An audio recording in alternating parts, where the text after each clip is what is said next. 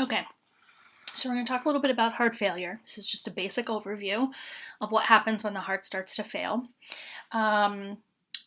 Most commonly, we're talking about left ventricular failure or left-sided failure. There is also right-sided heart failure, which has a little bit of a different reason to have right-sided failure, and we'll talk about that more in depth later.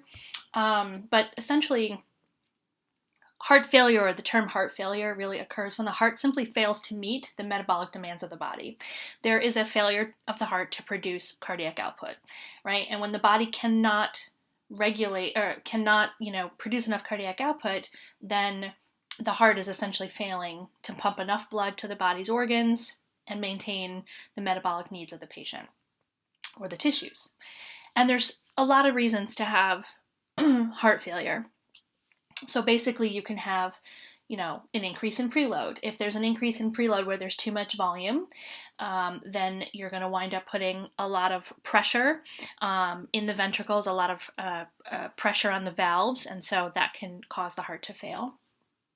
If you have an increase in afterload, then you have, like in times when there's hypertension, the left ventricle has to pump harder and harder against that high afterload. That can eventually lead to heart failure.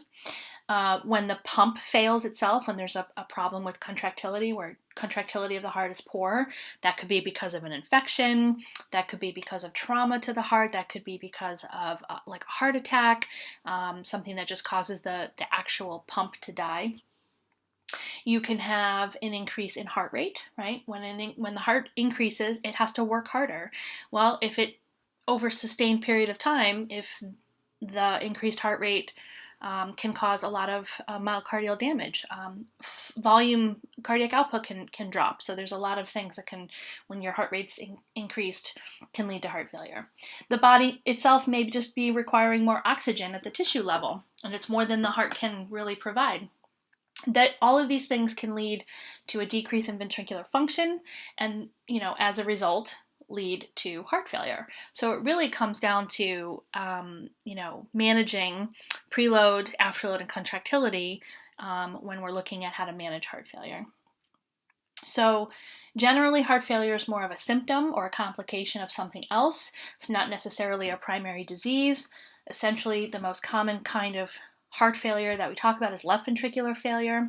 Again, any event that increases the workload of the heart basically leads the heart to decompensate a little and then can cause heart failure. And so the heart cannot keep up with the demands that are placed on it. There are so many reasons to have heart failure. Again, usually alterations in preload, afterload, heart rate, contractility really cause the heart to actually fail. But you can have, hypertension, you can have valve problems, especially like aortic valve stenosis or mitral valve problems. Those are very common valve problems that lead to heart failure. You can have trauma to the heart. You can have like a cardiomyopathy where you have the heart muscle itself, the myocardium is damaged. You can have endocarditis or pericarditis where you have infection around the outer layer of the heart or the inner layer of the heart or even the valves. So many reasons, to really have heart failure. So really, how does it begin? Well, the biggest thing is that the failing heart will attempt to maintain normal cardiac output for a period of time. It has to try to deliver oxygenated blood, and so the heart has to compensate in order to keep the pump working. And it does this in a variety of ways, right? Because that's the heart's one job. The heart's one job is to provide cardiac output.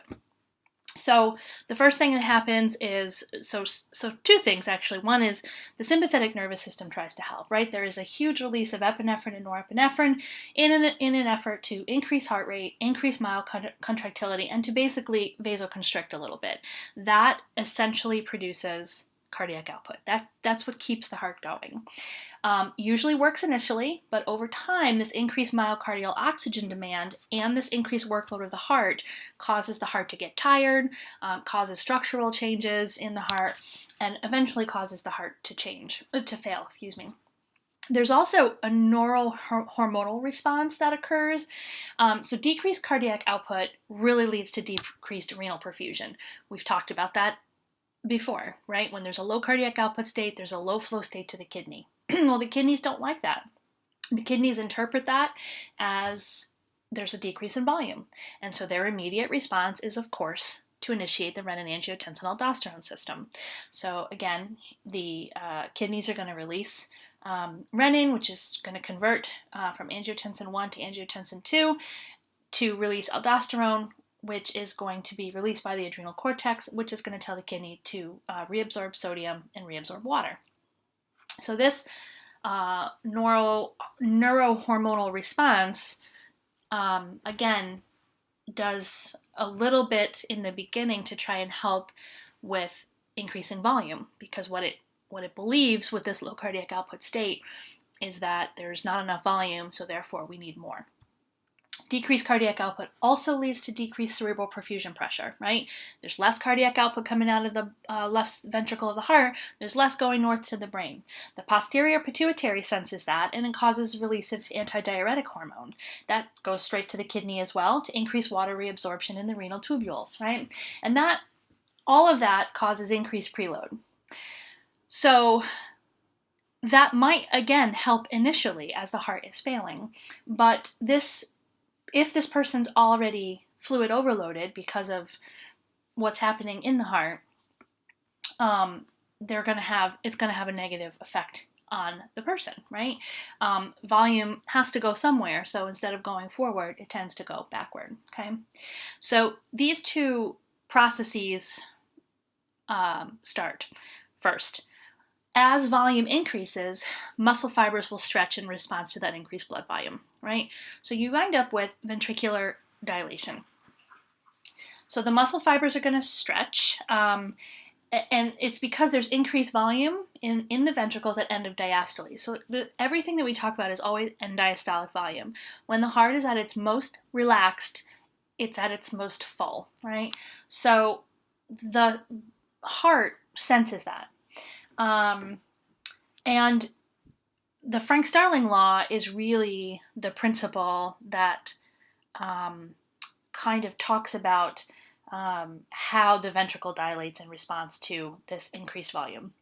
The Frank-Starling law simply says the degree of stretch is related to the force of contraction, right? So initially you get an increased force of contraction because the volume in the ventricle at end diastole is full, or there's a lot of it. The ventricle is stretched in related to that, and that causes an increase in force of contraction, right? The muscle, the ventricle, recognizes that there's an increased volume. So initially you get this an increased force of contraction. That helps, again, manage higher cardiac, or manage the volume and manage cardiac output. So initially you get this increased force of contraction. The ventricles are going to dilate to make room for this increased volume, right? Because they're stretched, they get bigger. But eventually the heart muscles become overstretched. So there's a point when you no longer have increased contractility to maintain the volume. It winds up actually becoming overstretched, and the heart can no longer pump effectively. And so that then adds to a decrease in cardiac output. Over time, hypertrophy is going to occur. Initial response to increased workload is that the heart muscle gets bigger and tries to work a little bit harder. But eventually the walls will thicken and harden. This leads to a lot of, cardiac ischemia because you wind up with decreased coronary blood flow. The heart muscle becomes thick, the heart muscle becomes big, and kind of just becomes to a point where it cannot respond to the increased cardiac, or the increased volume that's in the heart at the time that the ventricles are being stretched at their most full. So what happens, all of these things that happen, the myocardial dysfunction that occurs, whatever is causing the heart to fail over time, the decreased cardiac output, the decreased perfusion to the kidneys, the renin-angiotensin-aldosterone system that responds to the decrease in renal perfusion, the activation of the sympathetic nervous system, and the release of the catecholamines epinephrine and norepinephrine, which cause vasoconstriction. This all leads to a ventricular remodeling process. So this ventricular remodeling because the heart is trying to compensate or mold to this like sort of new environment, results basically in disruption of the normal myocardial structure or the myocardial cells from working. So they essentially dilate the myocardium, and the myocytes sort of progressively become dysfunctional over time. So you can see here that as the heart is trying to, here's the initial, healthy heart, as this process, which is very cyclical in nature, begins to cause this ventricular remodeling, you get these large myocardium right here, but you get a ventricle that really isn't necessarily bigger. It's actually smaller, and you wind up with myocardial cells that just don't work efficiently anymore to help that left ventricle actually stretch.